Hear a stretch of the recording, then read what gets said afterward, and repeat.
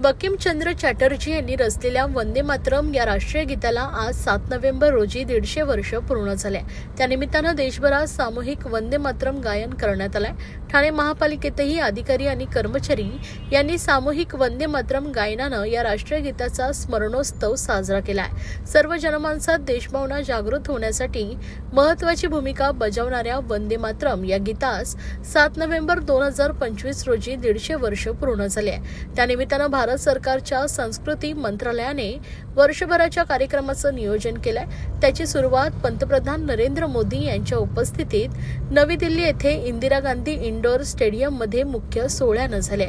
या सोहळ्याचं थेट प्रक्षेपण महापालिकेचे अधिकारी आणि कर्मचारी यांनी मुख्यालयातील कैलासवासी नरेंद्र बल्लाळ सभागृहात पाहिलंय।